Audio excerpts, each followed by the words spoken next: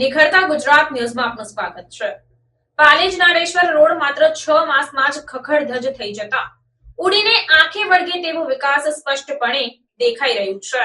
કરજણ તાલુકાના યાત્રાધામ નારેશ્વરને જોડતો પાલેજ નારેશ્વર રોડ 6 માસમાં ખખડધજ થતા રાહદારીઓ હેરાન પરેશાન થઈ રહ્યા છે। 6 માસ પહેલા અંદાજિત ₹32 કરોડના ખર્ચે 10 મીટર પહોળો 19 કિલોમીટરનો રોડ નવીન બનાવવામાં આવ્યો હતો, જે હાલમાં ખખડધજ થવા પામ્યો છે। રોડ પર પાલેજથી લઈને મલોદ સુધી રોડ પર 1 થી 2 ફૂટના કમરતોડ ખાડા સર્જાતા વાહન ચાલકો હેરાન થઈ રહ્યા છે। આ પહેલા આ રોડ 7 ફૂટ હતો, જે રોડ ઉપર થઈ નર્મદા કાંઠાની રેતીની ગાડીઓ હજારોની સંખ્યામાં અવરજવર કરતી હતી, જેને લઈ બિસ્માર થતા સરકાર દ્વારા રેતીના વાહનોને ધ્યાને લઈ મજબૂતીકરણથી 10 મીટર પહોળો 32 કરોડના ખર્ચે નવીન તૈયાર કરવામાં આવ્યો હતો, જે રોડ 6 માસમાં જ ખખડધજ થઈ જતા આ રોડની મજબૂતીકરણ પર સવાલો કરી રહ્યા છે કે ખરેખર મજબૂતીકરણ કોનું થયું? શું સમસ્યા છે? આ પાલેજ નારેશ્વરનો રોડ છે। જે તે સમયે 2017-18ની અંદર પણ 18 કરોડના ખર્ચે આ રોડ બન્યો હતો। તે સમયે પણ આ રોડની અંદર મોટો ભ્રષ્ટાચાર આચરવામાં આવ્યો હતો। ત્યારબાદ આ રોડ પર રેતીની ઓવરલોડ ગાડીઓ જે ચાલે છે એ સરકારને ખબર છે, વહીવટી પ્રશાસનને ખબર છે, જેના લીધે વધુ કેપેસિટીનો આ રોડ માટે મંજૂર થયો અને અંદાજે લગભગ 32 કરોડના ખર્ચે આ રોડ મંજૂર કરવામાં આવ્યો હતો। 6 માસ અગાઉ આ રોડ બન્યો હતો।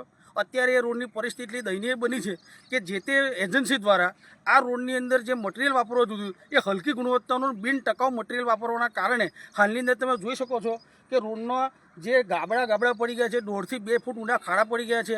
રાહદારીઓ પારાવાર મુશ્કેલીનો સામનો કરી રહ્યા છે। આ રોડ પર પવિત્ર નારેશ્વર યાત્રાધામ આવેલું છે, અનેક શ્રદ્ધાળુઓ દર્શનાર્થે આવતા હોય છે, પરંતુ રોડની બિસ્માર હાલતના કારણે સ્થાનિક લોકો અને આવનાર રાહદારીઓ, વિદ્યાર્થી વર્ગ, ખેડૂત વર્ગ તમામ લોકો હેરાન પરેશાન થઈ રહ્યા છે। આ મીડિયાના માધ્યમથી અમારી સરકાર સમક્ષ તથા માર્ગ અને મકાન વિભાગના અધિકારીને વિનંતી છે કે તાકીદે આ રોડને સમારકામ કરવામાં આવે, તાકીદે આ ખાડા પૂરવામાં આવે અને આ રોડ બાબતે વિજિલન્સ તપાસ કરવાની અમે માંગણી કરીએ છીએ।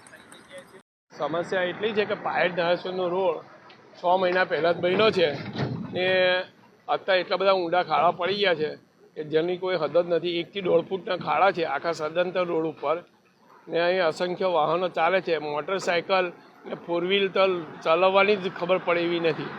સારિંગ ને સાંસોદ પાસે ફૂલ મોટા મોટા ખાડા પડેલા છે। રોડનું નિર્માણ 6 થી 7 મહિના પહેલાં જ થયું છે। મારું નામ વિજયભાઈ હરિશ્ચંદ્ર ઉપાધ્યાય।